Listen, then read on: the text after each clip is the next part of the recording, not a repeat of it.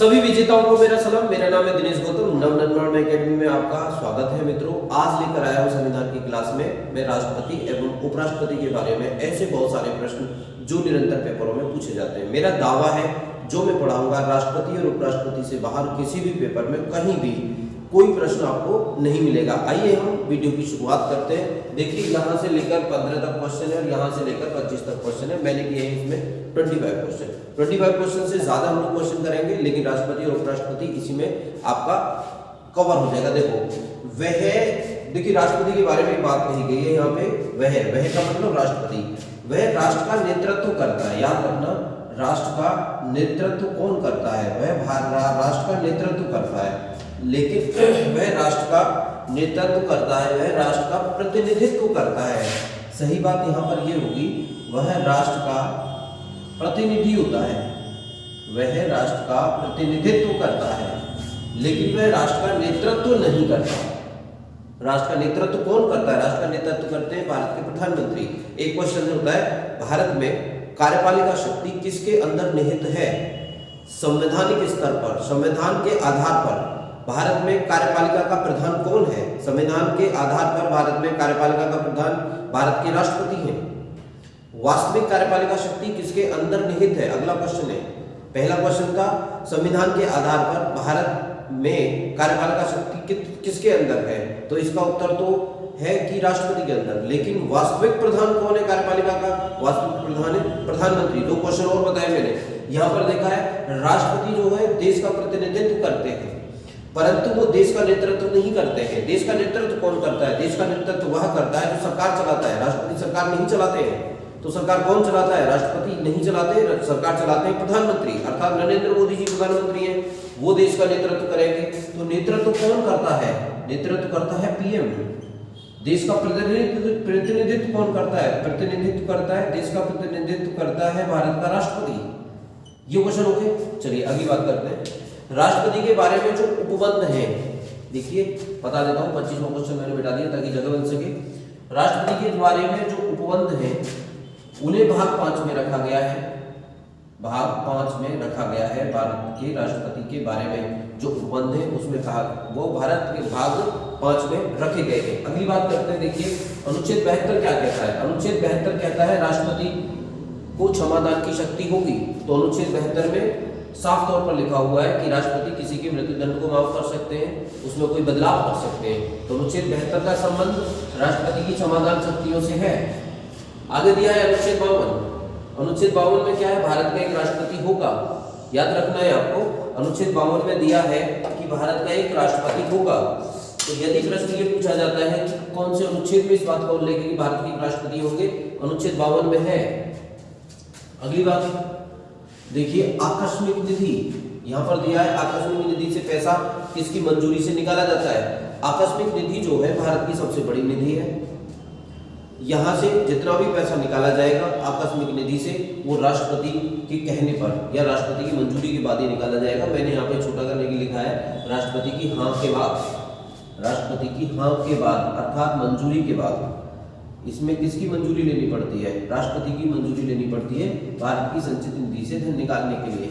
राष्ट्रपति के चुनाव में कौन कौन लोग हिस्सा लेते हैं, ये बात कहा गया है। राष्ट्रपति के चुनाव में कौन कौन लोग हिस्सा लेते हैं?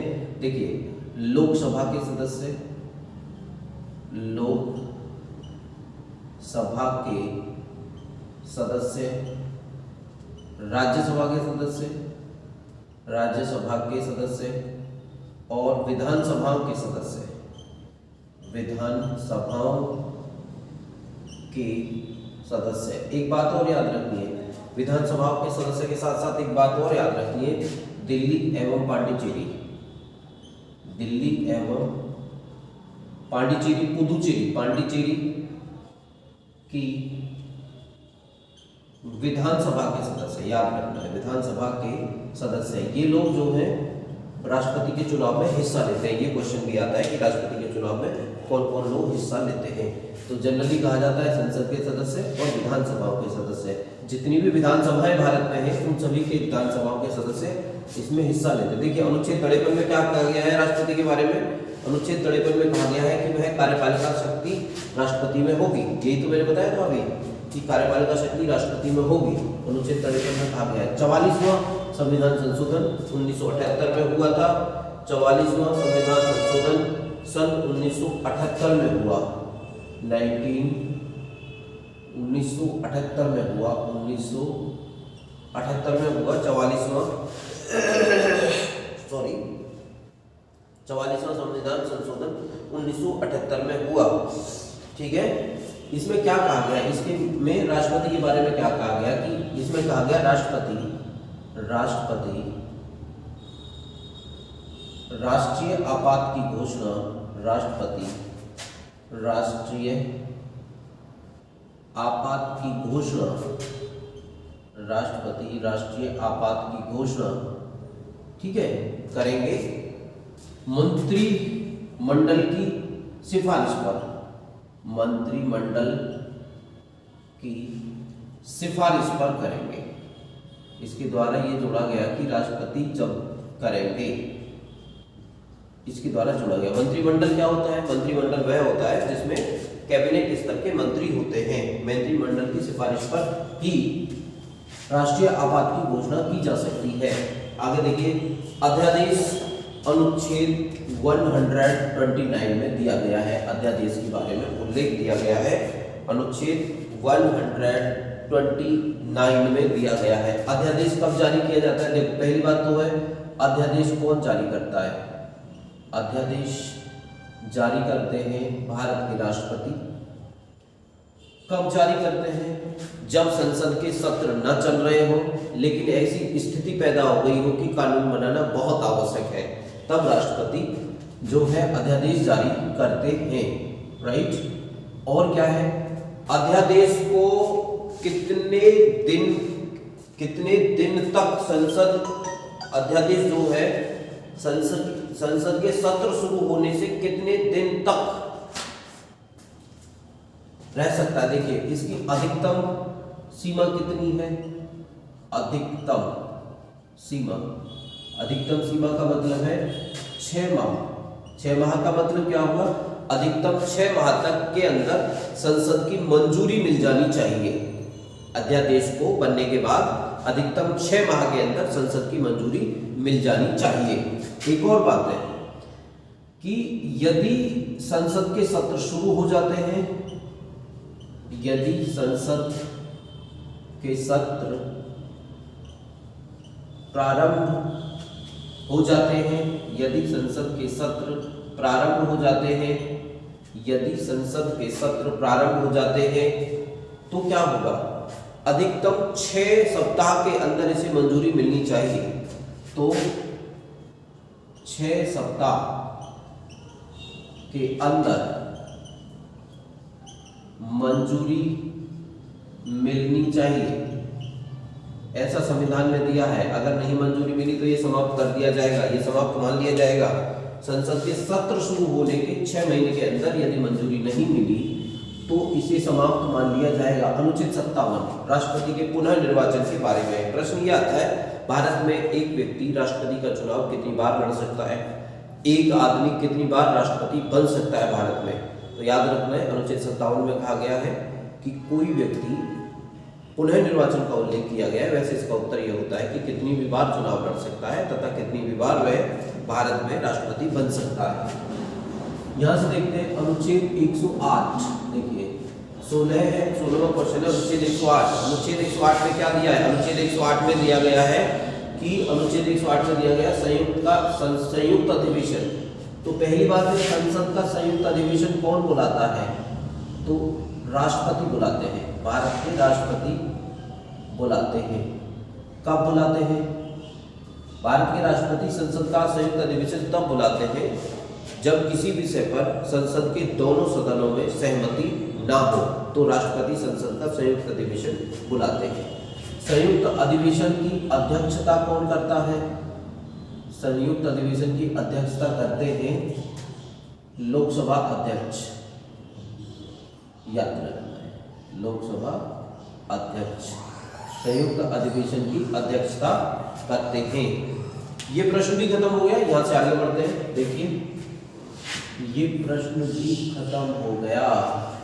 यहां से आगे बढ़ते हैं और यहां से आगे का प्रश्न देखिए, ये है राष्ट्रपति पर महाभियोग अनुच्छेद 61 के द्वारा लगाया जाता है। राष्ट्रपति पर महाभियोग कहां से लिया गया है? राष्ट्रपति पर महाभियोग देखिए ये यूएसए से लिया गया है। यूएसए का मतलब हुआ अमेरिका से लिया गया है राष्ट्रपति पर महाभियोग।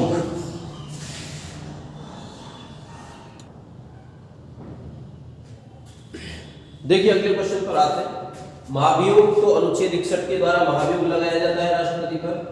यूएसए से महाभियोग की प्रक्रिया ली गई है और महाभियोग लगाने से 14 दिन पहले राष्ट्रपति को ये सूचना दी जाती है कि आप पर महाभियोग लगाया जा रहा है।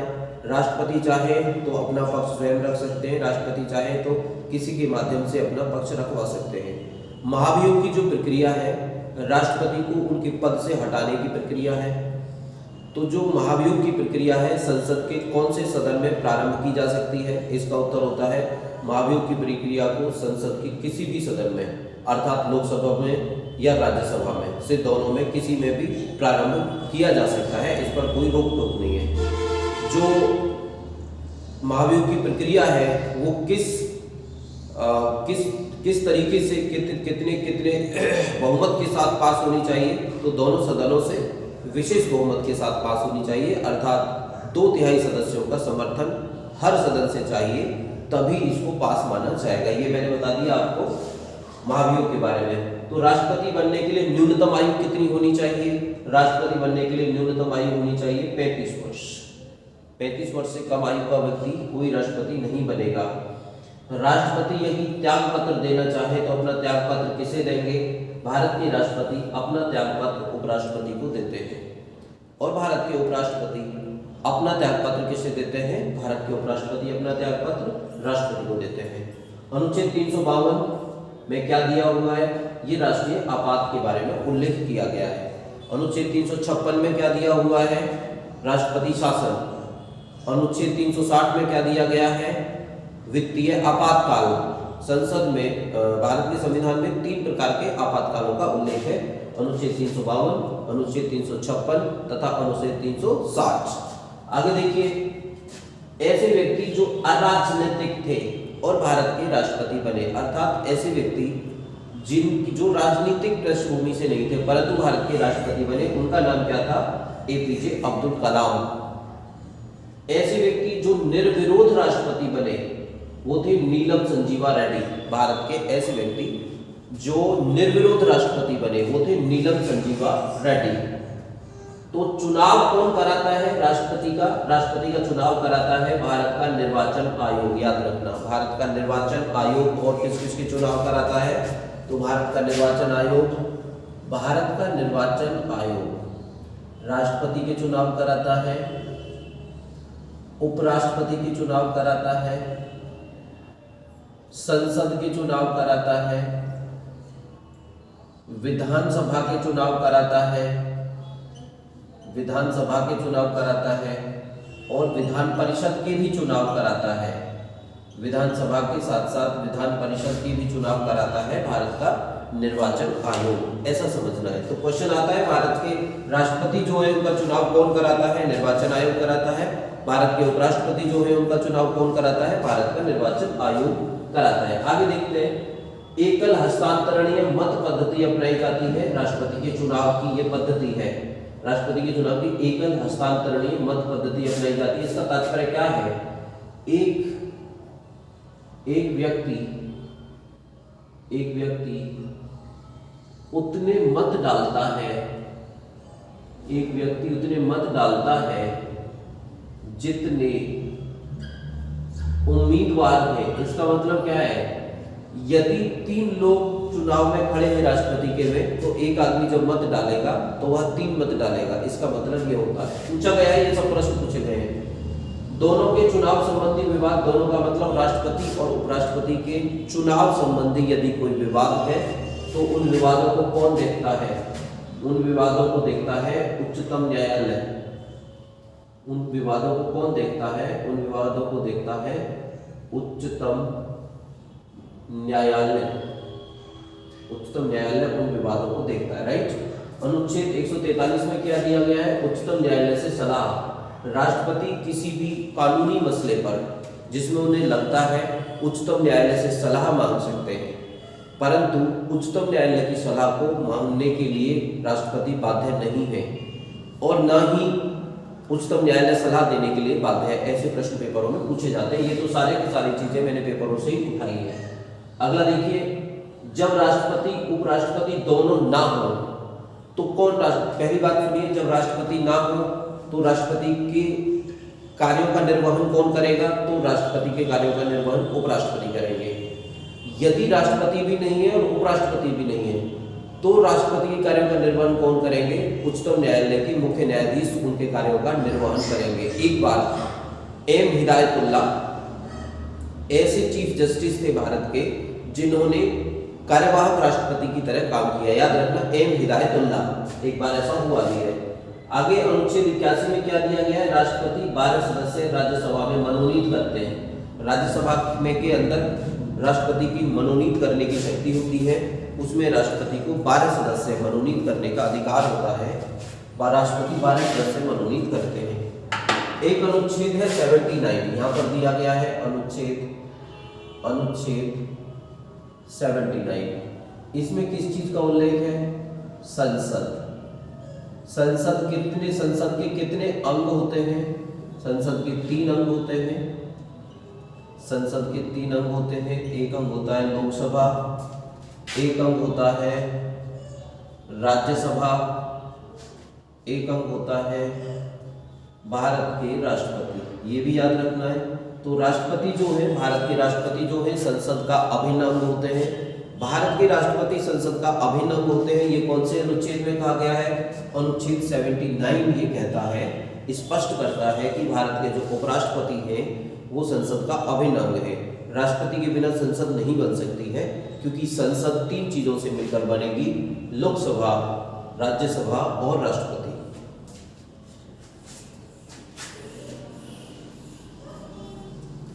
आगे देखिए, सबसे पहला क्वेश्चन है उपराष्ट्रपति कौन होता है? उपराष्ट्रपति राज्यसभा का सभापति होते हैं।